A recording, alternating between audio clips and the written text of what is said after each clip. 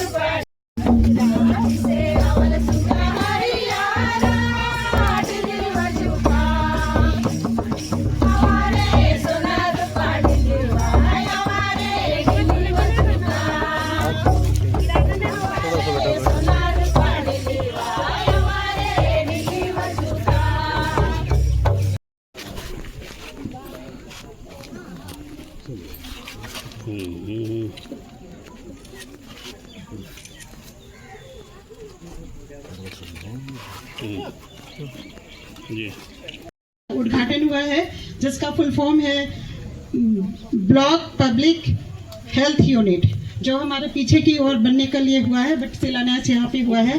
इसमें है कि हम लोग अपना लैब को जो भी जांच होता है उसको हम लोग स्ट्रेंथन करना है। और अभी तक यहाँ पे जो भी जांच होता था या होता है वो सिर्फ गर्भवती महिलाओं का पूरा जांच होता था, और कुछ मलेरिया हुआ, टाइफाइड हुआ और कोविड हुआ, ये सारा चीज़ का होता था। बट जब वो हमारा ये जो यूनिट बनेगा उसमें हम लोग हर तरह का जांच करेंगे।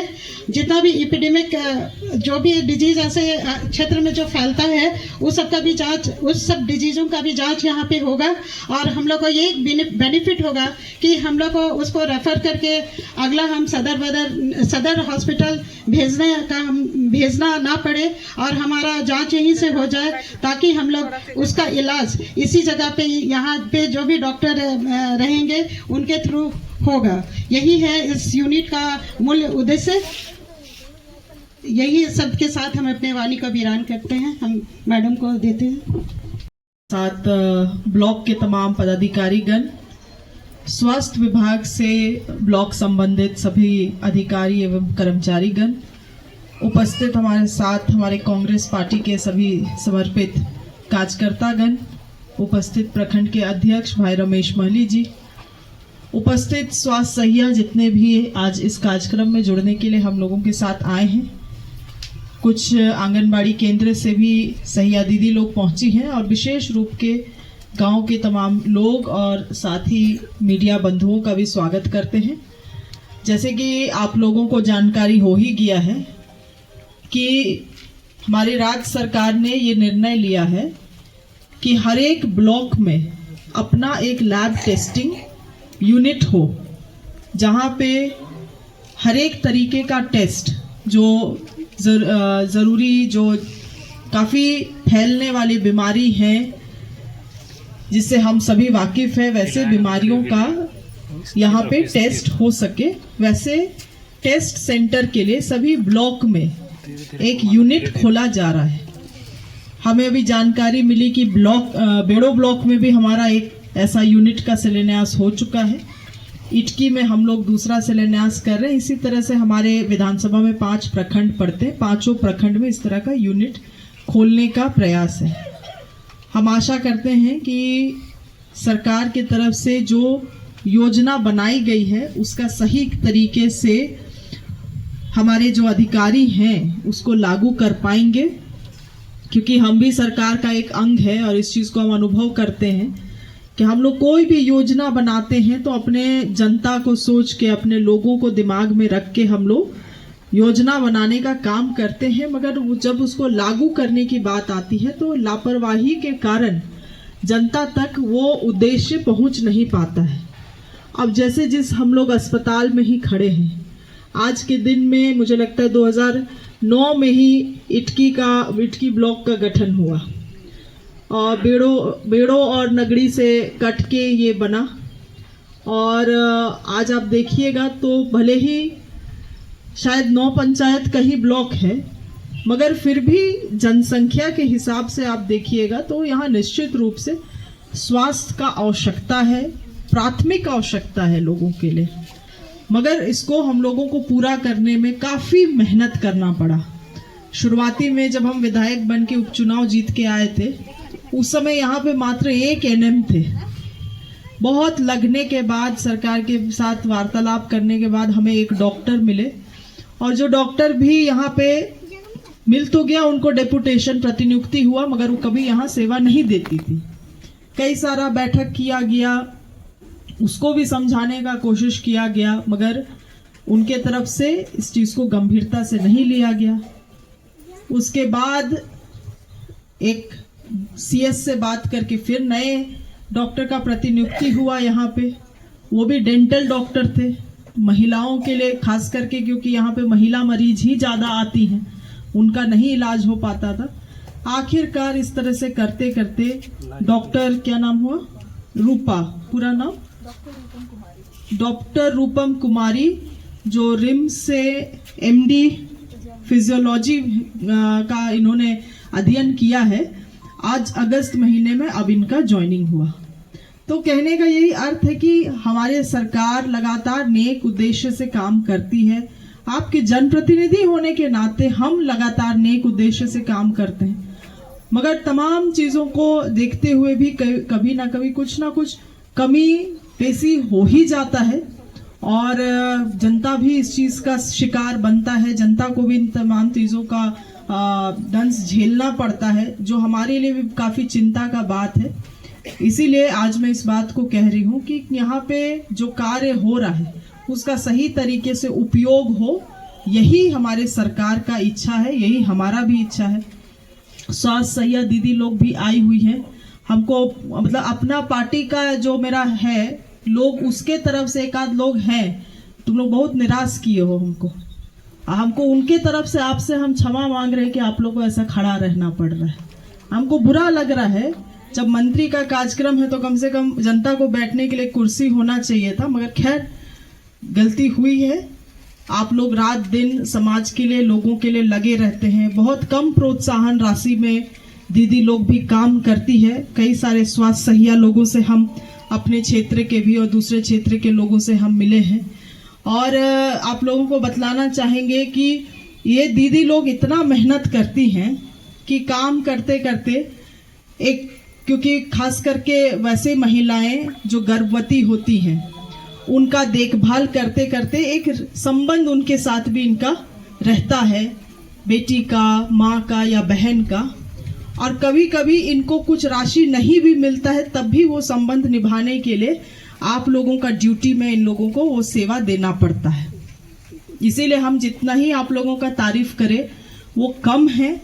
और आज जिस तरह से हमारे, देखिए भारत देश बहुत बड़ा देश है और इसमें 140 करोड़ जनसंख्या, और आप समझ लीजिए बेड़ों में ही या इटकी में ही यहाँ पे लगभग हमको लगता है 2011 में 50,000 जनसंख्या था, तो आज का दिन में 80,000 लाख तो पहुंचता ही होगा। तो वैसा जनसंख्या को आप एक हॉस्पिटल से या एक डॉक्टर से सेवा नहीं दे सकते। गांव गांव पहुंचने के लिए, पंचायत पहुंचने के लिए दीदियों का आवश्यकता है, सरकार को भी है। इसीलिए लगातार हम, हमारे जो विभाग के माननीय मंत्री हैं उनको, अपने सरकार को इस बात में हम जोर देते हैं कि आप लोगों का भी कुछ नेक कल्याण हो। और आप लोगों के संघर्ष में हम पहले भी थे और आगे भी हम रहेंगे, क्योंकि जो विधायक, जो जनप्रतिनिधि गांव देहात में घूमता है वो जानता है कि आप लोगों का योगदान क्या है। जो केवल एसी कमरे में रहता है उसको नहीं समझ में आएगा, मगर जो गांव देहात में घूमता है उसको जानकारी है कि आप लोग कितना संघर्ष करके सेवा देते हैं। इसीलिए आगे भी आप लोगों का जो भी मांग है उसको हम आगे बढ़ाने का काम करेंगे। नई डॉक्टर जो रूपम जी आई हैं, इनको भी हम अपने तरफ से कहेंगे कि आपने अच्छा शिक्षा ग्रहण किया है, रिम्स से आपने पढ़ाई किया है और आपसे भी लोगों का, समाज के, यहाँ के लोगों का बहुत सारा अपेक्षा रहेगा। स्वास्थ्य का क्षेत्र बहुत कठिन क्षेत्र है सेवा देना। यहाँ पे आपको लगातार मोमबत्ती के तरह जलना होगा ताकि आप, भले आप का कद छोटा हो मगर दूसरे को सेवा मिले। बहुत लोगों का चीज़ों को सुनना पड़ता है, पेशेंस रखना पड़ता है, धैर्य रखना पड़ता है। सेवा का कार्य ऐसा ही होता है। और बहुत बार है कि यहाँ चुनौती भी हो जाता है। लोग आते हैं, बीमार रहते हैं, समझ नहीं पाते हैं कि वो क्या बोल रहे हैं, क्या कर रहे हैं। आपको कहीं कुछ बोल भी दे, बहुत कुछ यहाँ सुनना पड़े आपको। मगर मैं आपको बस अपने तरफ से एक बात कहना चाहूँ कि धैर्य रख के ही सेवा यहाँ देने का काम करे। मन में किसी तरह का उन बातों से या उन व्यवहार से कटुता पैदा मत होने दीजिए, क्योंकि ये आपका जॉब है और ये आपके जॉब का एक अंग है। और यहाँ पे उपस्थित जितने भी हैं, जो जनता बैठी हैं, आपको भी हम कहेंगे कि अकेले महिला होके भी सेवा देना आसान नहीं है। रांची से रोज दिन आना जाना करती हैं, दीदी लोग भी हैं। अब बेचारे इन लोगों का भी है कि आप अस्पताल में नहीं ले जाइएगा, अस्पताल में अगर प्रसव नहीं होगा तो प्रोत्साहन राशि भी नहीं मिलता है। तो बहुत सारा चीज हम लोगों को भी, दूसरा का भी परिस्थिति को, कभी कभी सामने वाला का भी परिस्थिति को समझना पड़ता है। सब समय जीवन में अपने अनुसार ही नहीं काम बन सकता है।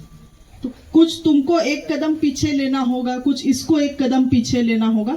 इस तरह से हम लोगों को बहुत सारा चीजों को यहाँ पूरा करना है। और आप लोग समझदार लोग हैं, हमेशा से इटकी के लोग बहुत तालमेल प्रेम से रहने का काम किए हैं, इसीलिए इन छोटे छोटे चीजों को हम जोर दे रहे हैं। आज आंगनबाड़ी का भी हम लोगों ने शिलान्यास किया। कहाँ है वो सेविका दी? जो लगातार अपने घर में ही कभी इनका सेंटर था नहीं, आगे आ जाइए, सेंटर था नहीं। ऐसे कई सारे दीदी लोग हैं जिन लोगों का अपना सेंटर नहीं होने के कारण, जैसे हम कहे कि सेविका दीदी लोग का मरीज से एक संबंध बन जाता है, प्रेम लगाव हो जाता है, तो उनको सेवा देना ही है, कुछ मिले या ना मिले।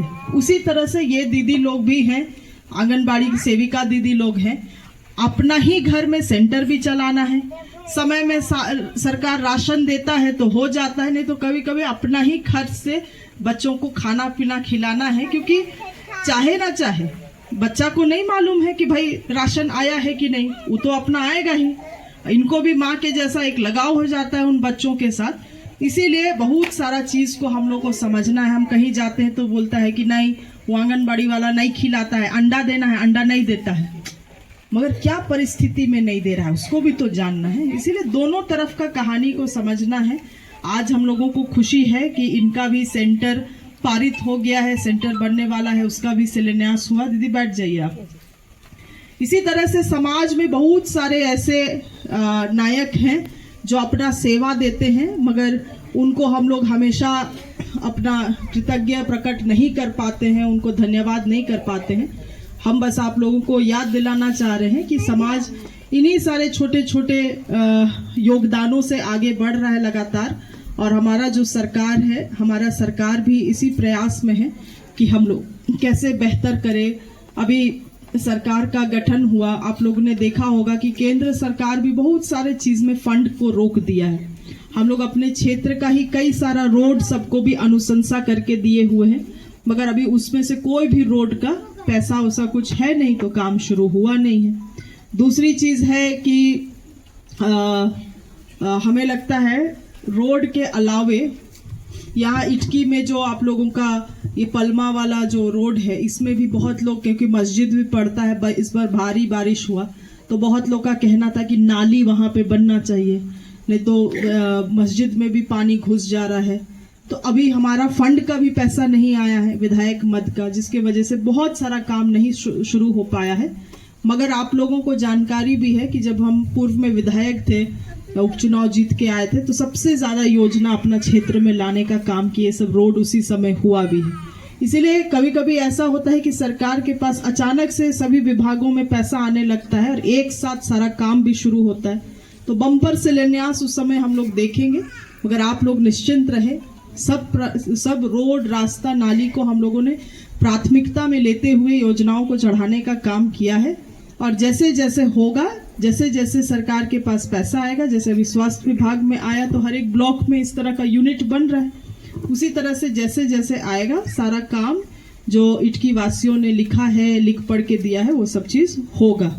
आखिरी बात हम कहेंगे, क्योंकि आप लोगों के बीच में अब हम केवल विधायक के रूप में नहीं मगर कृषि पशुपालन मंत्री के रूप में भी आते हैं, तो हम चाहते हैं कि हमारे विभाग का जो योजना है तो सबसे अधिक हम लोग के क्षेत्र में उसका प्रभाव पड़े।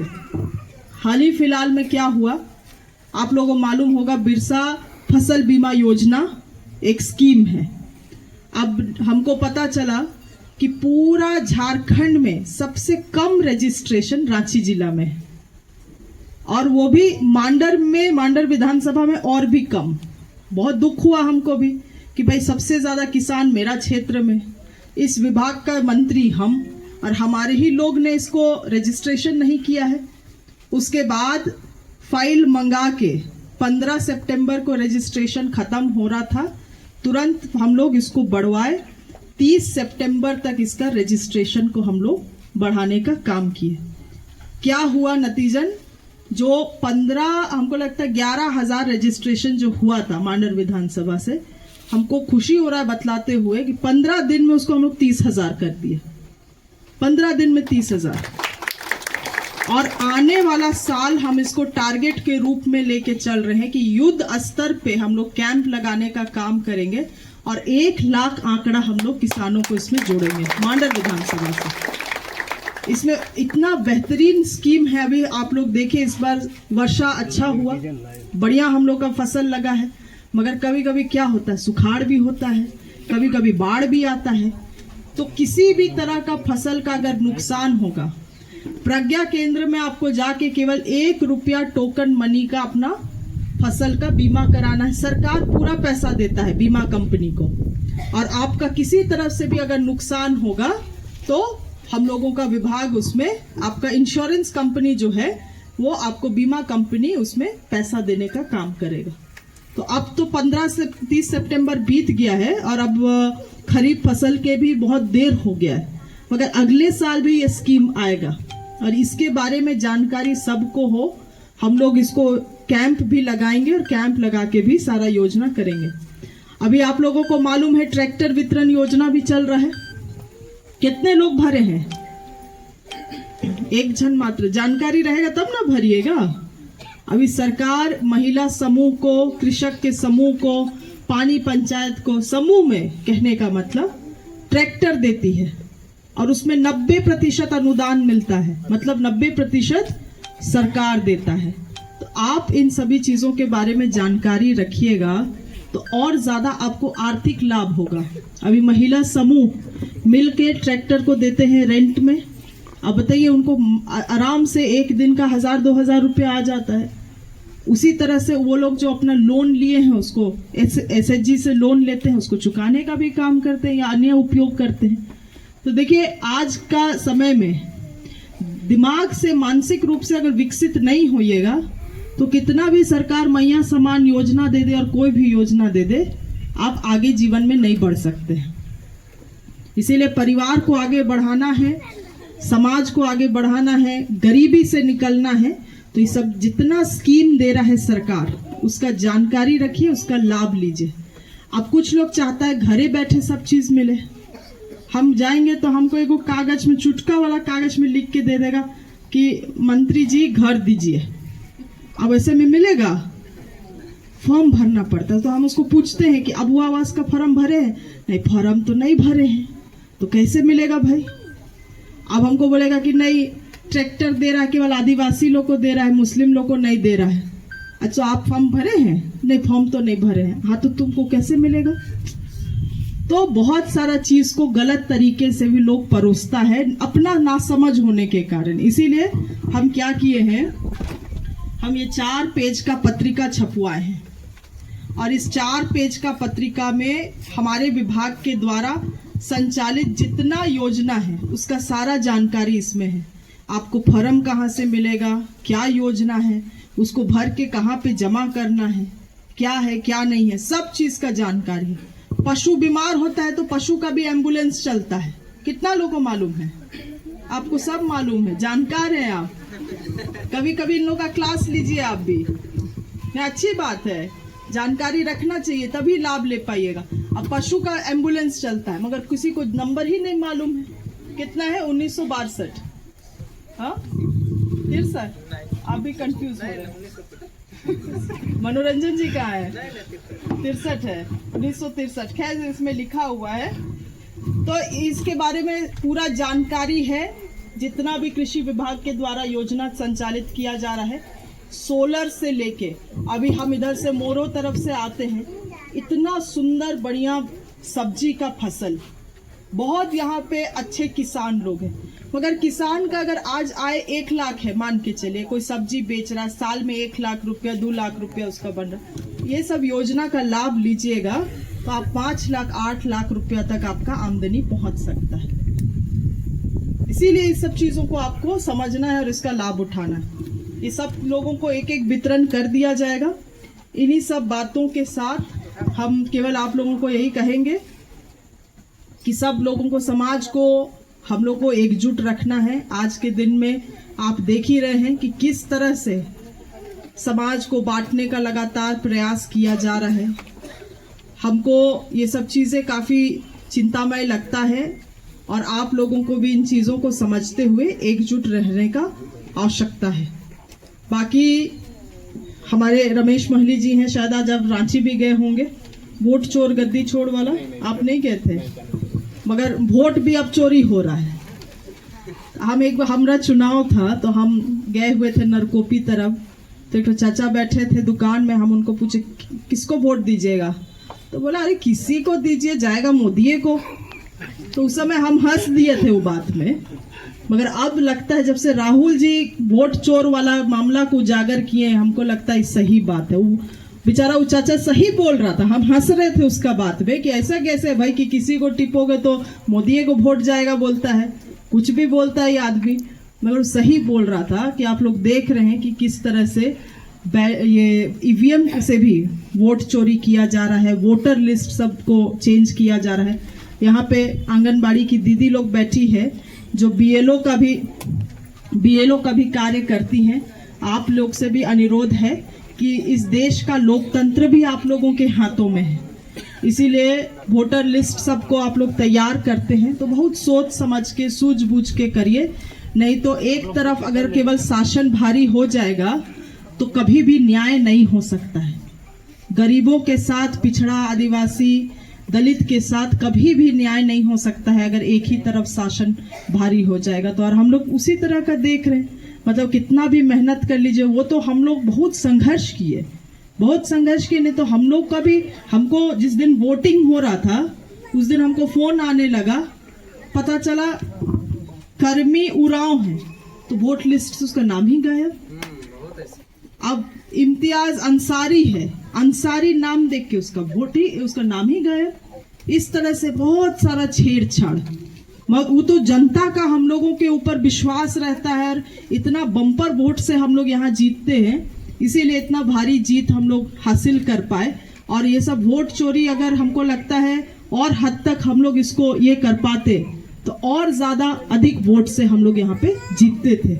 इसीलिए अभी जो अभियान चलाया गया है, हस्ताक्षर अभियान, हमारे प्रखंड अध्यक्ष भाई से मेरा अनुरोध है कि हम लोग का ये प्रयास है इस अभियान के माध्यम से अधिक जितना ज्यादा, अगर हम लोगों को लाख से ऊपर वोट आया है तो कम से कम 1 लाख हस्ताक्षर हम लोगों को लेना है और हम लोग उसको पार्लियामेंट में पेश करने का काम करेंगे, ताकि जनता का जो मंतव्य है वो भी पार्लियामेंट तक, संसद तक पहुंच सके, इलेक्शन कमीशन तक पहुंच सके और इस वोट चोरी में भी जो इलेक्शन कमिश्नर जो अपना मुंह चुप्पी बांध के रखे हुए हैं वो भी मजबूर हो जाए कार्रवाई करने के लिए। खैर, इन्हीं सब बातों के साथ अब सब लोग पत्रिका में ज्यादा ध्यान दे रहे हैं तो हम बात को समाप्त कर रहे हैं। जोहार। ऊपर रखिए, हाँ, हाथ में ऐसे कीजिए।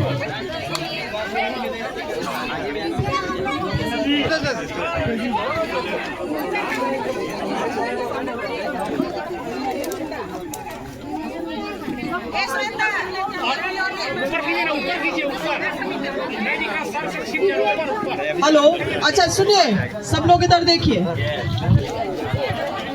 सब लोग खोलो।